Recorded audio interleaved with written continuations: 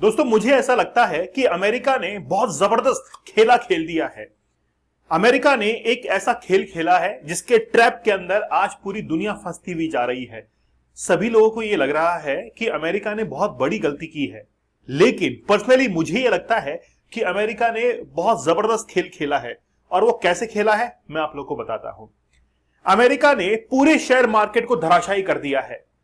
पूरे विश्व के अंदर जितने भी तमाम डेवलपिंग नेशंस थे उनके अंदर मैन्युफैक्चरिंग जो फैक्ट्रीज थी उनको तबाह कर दिया है, क्योंकि आज रेसिप्रोकल जो टैरिफ लगने के बाद अमेरिका के अंदर डिमांड कम हो गई और डेवलपिंग नेशंस के अंदर मैन्युफैक्चरिंग कम हो गई। और मैन्युफैक्चरिंग कम होने से इंडोनेशिया जैसे देशों के अंदर 5 लाख लोगों तक जॉब चली गई और वो देश नीचे की तरफ चले गए। आज उनकी इकोनॉमी नीचे की तरफ, डाउनफॉल की तरफ जा रही है। इसका फायदा कौन उठाएगा? अमेरिका। कैसे उठाएगा? जब सभी देश नीचे की तरफ जाएंगे, डाउनफॉल की तरफ जाएंगे, तो अमेरिका की तरफ जो है सभी रुख करेंगे, क्योंकि अमेरिका एक अमीर देश है, उसके पास में पैसा बहुत है, पैसा बोलता है बाबू भाई। इसीलिए अमेरिका क्या करेगा? अमेरिका उन तमाम देशों को कहेगा कि अब देखिए तुम लोगों की हालत जो है वो टाइट हो रही है, तुम लोगों की हालत बड़ी पतली हो रही है, अब तुम आओ हमारी तरफ। और अमेरिका उस समय फिर इनको ही एक्सपोर्ट करना शुरू कर देगा। यह अमेरिका का खेला है। लेकिन आज इंडिया इसको कैसे अपॉर्चुनिटी तरफ देखता है, कैसे अमेरिका के इंडिया के लिए आज ये बहुत जबरदस्त जो है वो एक अपॉर्चुनिटी हो सकती है, उसके बारे में हम लोग थोड़ा डीप स्टडी करेंगे। आज इंडिया को सबसे ज्यादा जो काउंटर करने वाला देश है वो है चाइना। अमेरिका तो फिर भी छोड़िए, वहां पर तो हम लोग ट्रेड सरप्लस के अंदर है, वहां पर ट्रेड डेफिसिट नहीं है। लेकिन आज इंडिया सबसे ज्यादा ट्रेड डेफिसिट के साथ में है चाइना। चाइना और यूएसए दोनों आपस में ट्रेड डेफिसिट है। कैसे? अमेरिका तो ट्रेड डेफिसिट में है, लेकिन चाइना जो है वो ट्रेड सरप्लस के अंदर है। आज चाइना को नुकसान नहीं होगा, अमेरिका को नुकसान होगा। चलिए बात करते हैं कि इंडिया को अपॉर्चुनिटी जो है वो कैसे मिल सकती है, इंडिया के लिए अपॉर्चुनिटी कैसे बन सकती है। शुरुआत करते हैं। सबसे पहले, during the talks with negotiator from ASEAN. सबसे पहले यह देखिए कि आसियान क्या है। आसियान 10 देशों का एक ऐसा समूह है जो कि एशिया के अंदर साउथ ईस्टर्न जो नेशन है उनका एक ग्रुप है। क्या इंडिया शामिल है? नहीं है। क्या चाइना शामिल है? नहीं है। लेकिन फिर भी ये 10 देश जब भी अपने डिसीजंस को लेते हैं तो ये रुख करते हैं इंडिया और चाइना की तरफ। लेकिन अब हाल ही में क्या होने लगा है, जब से चाइना ने अपने बिल्कुल खराब डंप जो मटेरियल है इनको साउथ ईस्टर्न एशियन नेशंस के अंदर भेजना शुरू किया, सस्ते माल को भेजना शुरू किया, तो इन तमाम आसियान कंट्रीज को उनकी लत लगी और अब कोई भी डिसीजन ये लेते हैं तो सबसे पहले चाइना की तरफ देखते हैं। अगर मान लीजिए कि मुझे आपसे बात करनी है किसी भी डील को लेकर, लेकिन मैं जो है किसी और की तरफ देख रहा हूं कि यार वो क्या सोचेगा, ऐसा ही हो रहा है। आज आसियान कंट्री जब इंडिया के साथ में डील करती हैं तो वो चाइना की तरफ देखती हैं कि यार चाइना को कोई नुकसान ना पहुंचे। और ऐसा हुआ क्यों? क्योंकि चाइना ने अपने सस्ते मार्केट को डेवलप कर लिया इन साउथ ईस्टर्न एशियन नेशन के अंदर। वियतनाम में देख लीजिए, आज कंबोडिया के अंदर देख लीजिए, थाईलैंड के अंदर देख लीजिए, यहां पर चाइनीज जो मटेरियल है वो भर भर कर बिकता है। और चाइना ने हर जगह अपनी ट्रेड सरप्लस की जो पॉलिसी है इसको अपना रखा है।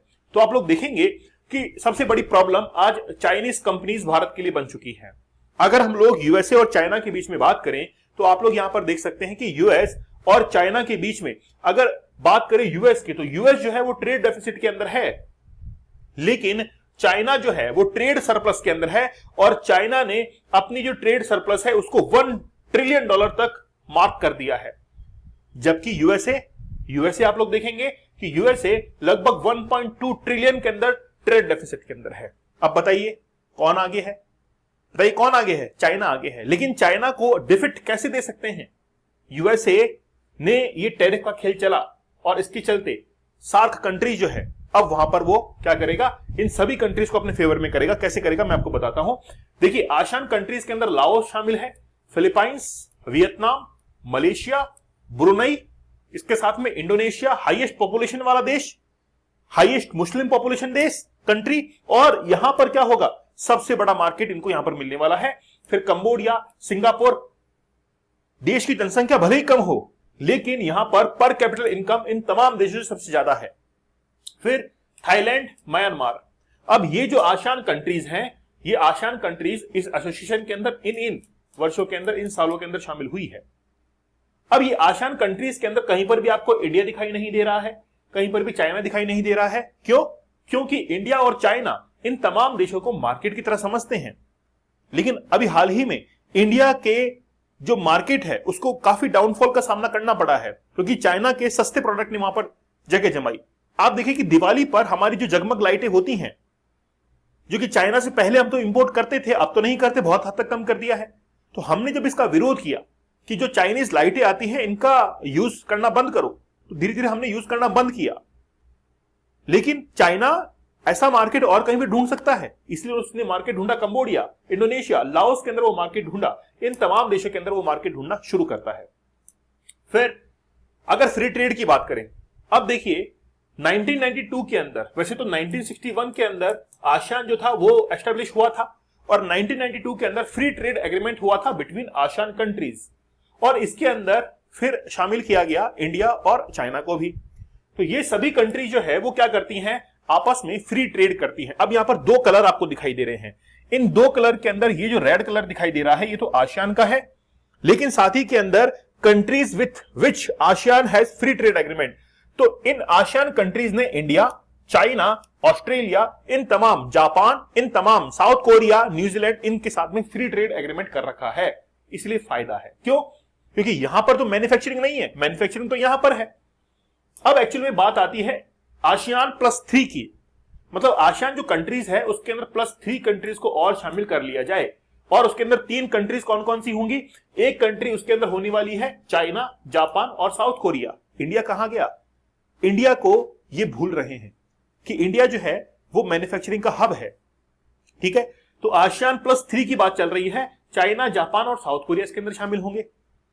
ठीक है, अब एक्चुअली में क्या है, बिना इंडिया के ये रह सकते हैं क्या? नहीं रह पाएंगे। इसीलिए बात की जा रही है आसियान +6 की, और उस 6 के अंदर चाइना, जापान, साउथ कोरिया के साथ साथ इंडिया जो है वो भी अपनी जगह बनाने में यहां पर कामयाब हो रहा है, जिसमें ऑस्ट्रेलिया, न्यूजीलैंड और इंडिया जो है वो भी शामिल है। अगर वाकई में आज आसियान +6 बनता है तो वहां पर दो बहुत महत्वपूर्ण प्लेयर आ जाएंगे, एक तो है चाइना और एक आएगा इंडिया, जो कि अपने प्रोडक्ट्स को बेचेगा कहां पर? इन आसियान कंट्रीज के अंदर। इसीलिए आज हम लोग क्या कह रहे हैं, हम लोग ये कह रहे हैं कि यूएसए टैरिफ लगा रहा है, अच्छी बात है। हम लोग बहुत सारा जो प्रोडक्ट है वो यूएसए के अंदर भेजा करते थे, अब वो यूएसए में नहीं जाएगा तो कहां जाएगा? आसियान कंट्रीज के अंदर जाएगा। इसीलिए जिस समय नरसिम्हा राव की सरकार थी 1991 के अंदर, और हमने लिबरलाइजेशन को अडॉप्ट किया था, उस समय हमने लुकिस्ट पॉलिसी को अपनाया कि हमारे भारत के पूर्वोत्तर जो राज्य हैं, देश हैं, उनकी तरफ हम लोग क्या करेंगे? कनेक्टिविटी को बढ़ाएंगे। लेकिन 2014 के अंदर जैसे ही मोदी सरकार आई, उन्होंने इसको बदलकर एक्ट ईस्ट पॉलिसी कर दिया कि देखने की जरूरत नहीं है, काम करने की जरूरत है, और इसीलिए हमने उनकी तरफ रुख किया। अब एक्चुअली में क्या है, सबसे बड़ी बात यह है कि इन हिज सेकंड टर्म, मतलब डोनाल्ड ट्रंप का फर्स्ट टर्म था, लेकिन अब सेकंड टर्म की बात करें, in second term he impose 54% tariff including the 34% announce on the Tuesday. तो पहले 54% टैरिफ जो है चाइना के ऊपर अनाउंस किया था, अब 34% जो है वो और कर दिया है। Several Chinese goods on top major taken during first stint of the Oval office. तो ओवल ऑफिस यूएसए का वो ऑफिस है, प्रेसिडेंट का ऑफिस है, जहां पर बैठकर ये डिसीजंस लेते हैं। ठीक है, आप इसको देखिए, cheap and often subsidised export by China are expected to take a massive hit due to the presence of Chinese companies in many countries। अब सबसे बड़ी प्रॉब्लम है कि चीप जो मटेरियल है, ठीक है, वो इन कंट्रीज के अंदर क्या हो रहा है? वियतनाम, इंडोनेशिया के अंदर एक्सपोर्ट हो रहा है। अब हमको केवल इनको कंपीट करना है, लेकिन हमको हमारे प्रोडक्ट्स की क्वालिटी जो है उसको डाउनफॉल नहीं करना है। ठीक है, अब देखिए, ट्रंप ने जो डिसीजन लिया टैरिफ को बढ़ाने का, ट्रंप ने कहा कि हम लोग इसको वापस नहीं लेंगे। ट्रंप की रणनीति मैंने आपको बता दी है। ट्रंप ये चाहता है कि जितने भी देश हैं उनको डाउनफॉल की तरफ लेके जाए, तो सरताज केवल एक बचेगा और वो होगा यूएसए। अगर आप किसी को रेस में हरा नहीं सकते हैं, आपको पता है कि मैं जीत नहीं पाऊंगा, तो जो आपके बराबर दौड़ रहा है उसको पीछे कर दो, आप खुद ही आगे दिखाई दे जाएंगे। समझ गए ना आप लोग स्ट्रेटेजी? ये यूएसए करना चाहता है, तो सभी के मार्केट डाउन हो जाएंगे और यूएसए ये कहेगा कि देखो हम थे तो वहीं पर, लेकिन तुमको डाउन कर दिया है, इसलिए हम अपने आप ऊपर हो गए। खेला समझ गए ना आप लोग? यही जो है वो करना चाहता है। और इन्होंने कहा है कि ट्रंप कहा है कि मैं वापस नहीं हटने वाला हूं, मैं अपनी जगह पर कायम रहूंगा। इंडिया के लिए अपॉर्चुनिटी कैसी है? सबसे पहली अपॉर्चुनिटी सोलर। इंडिया के लिए पहली अपॉर्चुनिटी है सोलर। सोलर कैसे है वो आप देखिए। हम लोग यूएसए को देखिए, पहले मैं सोलर की कहानी आपको बताता हूं। आज से 10 साल पहले की बात करें तो सोलर हमारे इंडिया के अंदर मैन्युफैक्चर नहीं होता था। हम लोग इंपोर्ट करते थे सोलर पैनल्स को। एक सोलर पैनल जो है इसका लाइफ स्पान होता है 30 साल का। 30 साल तक आप इसको काम में ले सकते हैं। लेकिन यूएसए हमको जब ये एक्सपोर्ट किया करता था तो वो खुद लगभग 20 साल खुद काम में लेता था और बाकी बचे हुए 10 साल के लिए हमको भेज दिया करता था कि अब तुम काम में ले लो। लेकिन हमारे लिए मुसीबत ये थी कि हमने 10 साल काम में ले लिया, उसके बाद में उसको डंप करना हमारे लिए बड़ा भारी था। हम उस कचरे को कहां पर लेके जाएं? तो वो कचरा जो कि अमेरिका ने हमारे ऊपर डंप किया, हम लोग समझ नहीं पाए। हमको लगा कि यार सस्ते दाम में मिल रहा है, सस्ते दाम में मिल रहा है, 10 साल काम मिलेंगे अच्छे से, ठीक है। और लेकिन बाद में प्रॉब्लम क्या है कि यार 10 साल बाद अब उसको डंप कहां पर करें कचरे को?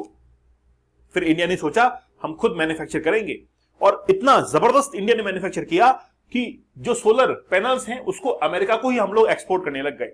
इसीलिए आज हम लोग ट्रेड सरप्लस में आ गए अमेरिका के साथ में। लेकिन आज अमेरिका ने इंडिया के ऊपर टैरिफ लगा दिया है, ठीक है ना।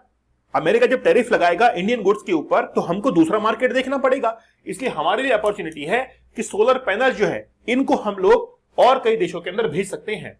और reciprocal tariff 26% imposed on India by the United States is going to slow down India's solar export, but the relatively lower tariff compared to other Southeast Asian solar exporters।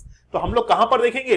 South eastern Asian nation की तरफ देखेंगे। इसलिए US के अंदर जो हम लोग export कर रहे थे उसको अब हम लोग किधर एक्सपोर्ट करेंगे? आसियान कंट्रीज के अंदर एक्सपोर्ट करेंगे। और देखिए और क्या हमारी अपॉर्चुनिटी है, जैसे मेडिसिन हुआ, जैसे हम लोग बात करें फार्मास्यूटिकल्स की बात करें, ये सारे जो है वो आज हमारे लिए अपॉर्चुनिटी बन चुके हैं। भारत के लिए आज सबसे बड़ी अपॉर्चुनिटी है कि हम लोग अमेरिका के साथ में जो ट्रेड सरप्लस में थे उसी ट्रेड सरप्लस को हमको किसी दूसरे कंट्रीज के ऊपर यह शिफ्ट करना पड़ेगा। और हम लोग क्या कर सकते हैं? नए हमारे जो कंज्यूमर्स हैं इनको डेवलप कर सकते हैं। आज इंडिया के लिए यह अपॉर्चुनिटी है। अब तक हम लोग अमेरिका के ऊपर इतना बिलीव कर रहे थे, लेकिन अमेरिका क्या निकला? धोखा दे दिया।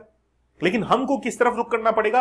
आज साउथ ईस्टर्न जो एशियन नेशंस हैं उनकी तरफ अब रुख करना पड़ेगा, उसको एक मार्केट की तरफ डेवलप करना पड़ेगा। आई होप आप लोग टॉपिक को समझ चुके होंगे कि इंडिया के लिए कैसे अपॉर्चुनिटी है आज ये।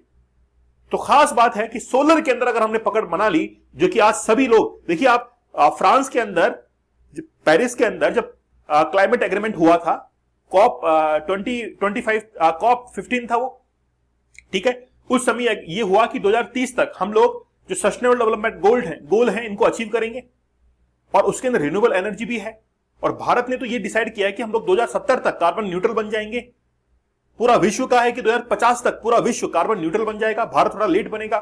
तो अगर कार्बन न्यूट्रल बनना है तो रिन्यूएबल एनर्जी की तरफ शिफ्ट करना पड़ेगा, और सोलर हमारे लिए सबसे बड़ा एक अपॉर्चुनिटी है। इसीलिए भारत ने सोलर पर पकड़ कर ली तो ये मान के चलना कि चांद तारे जो है वो आज हमारे पास में आ जाएंगे, ठीक है। आई होप आप लोग समझ चुके होंगे। साइंस इन डेप्थ हमारा बैच चल रहा है, फिजिक्स को भी हम लोग लाइव पढ़ रहे हैं, जल्द ही केमिस्ट्री शुरू होने वाली है, तो आप लोग जरूर ज्वाइन कीजिए साइंस इन डेप्थ बैच को। साइंस कूपन कोड आप लोगों को यूज करना है, जिससे डिस्काउंट प्राइस में आप लोग को अवेलेबल हो जाएगा। 75 डेज का हार्ड चैलेंज जबरदस्त है। अगर आप अपनी लाइफ को चेंज करना चाहते हैं तो एक बार इस अपॉर्चुनिटी को, इस चैलेंज को जरूर एक्सेप्ट कीजिएगा। आपकी लाइफ चेंज हो जाएगी, मैं आपसे वादा करता हूं। अगले 75 डेज तक फॉलोअप लीजिएगा। बहुत सारे स्टूडेंट्स हैं जिन्होंने सिलेक्शन ले लिया है एग्जाम्स के अंदर, क्योंकि उन्होंने कहा कि सर हमारा ये एडिक्शन छूट चुका है। तो आप लोग भी इस एडिक्शन को छोड़िए और जीवन को सफल बनाइए। तो मिलते हैं आप लोगों से अगले सेशन में, तब तक धन्यवाद, थैंक यू, जय हिंद।